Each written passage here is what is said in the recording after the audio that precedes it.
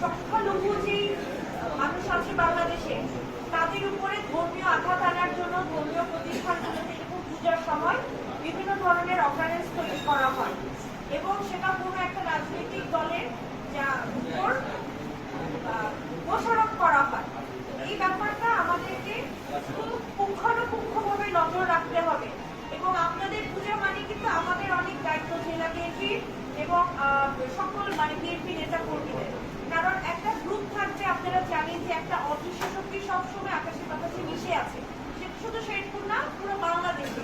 তো তারা বিভিন্নভাবেই চাবে যে হচ্ছে যে বিভিন্ন মানুষের ধর্মীয় প্রতিষ্ঠান বা যেটাই হোক না কেন তাদের মনে একটা আঘাত আনবে, তাদেরকে কোনো না কোনোভাবে ঝামেলায় ফেলছে। তো এই ব্যাপারটা আমাদের খুব দৃঢ়ভাবে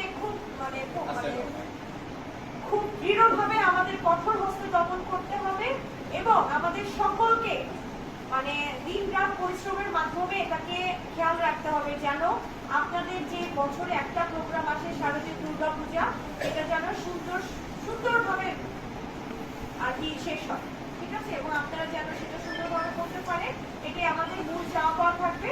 আর যেটা আপনাদের জন্য যে আমার বাবা যে ব্যবস্থা রেখেছে সেটা তো হচ্ছে আপনারা জানেনই। ইনশাআল্লাহ যদি সামনে ভালো সময় আসে, শেরপুর সদর থেকে যদি সত্যি আমাদের ধানি শেষের প্রতীকের কোনো প্রার্থী জাতীয় সংসদ থেকে অবশ্যই আমাদের শেরপুরের উন্নয়ন এবং আমাদের শেরপুরের যেহেতু সড়ক ব্যবস্থার উন্নয়ন নাই, মেডিকেল কলেজ হাসপাতালের কিছু নাই, সেখানে আমি মনে করবো আমাদের যারা অন্য ধর্মের আমার যারা শ্রদ্ধেয় চাচারা আছেন বা চাচিরা আছেন, কাকা বাবু বা দিদিরা আছেন, তাদের পূজা মণ্ডপের অবস্থা আরো করুণ হবে, এটাই স্বাভাবিক।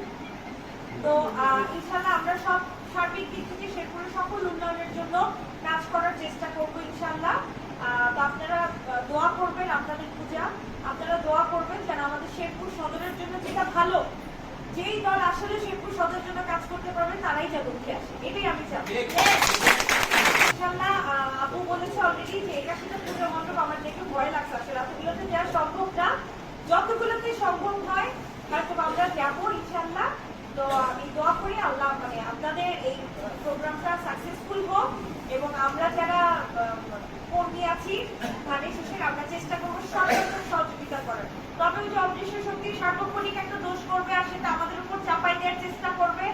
আমি মনে করি আপনারা আমাদের মনে প্রাণে দৃঢ়ভাবে বিশ্বাস করেন, আমাদের আন্তরিকতার কোনো অভাব নাই, আপনারা জাস্ট আমাদেরকে বিশ্বাস করবেন, আমরাও চাই আপনারা। আর সবচেয়ে বড় কথা আমাদের এলাকাটা কিন্তু আপনাদের অনেকেই আছে, সুতরাং আমাদের দায়িত্ব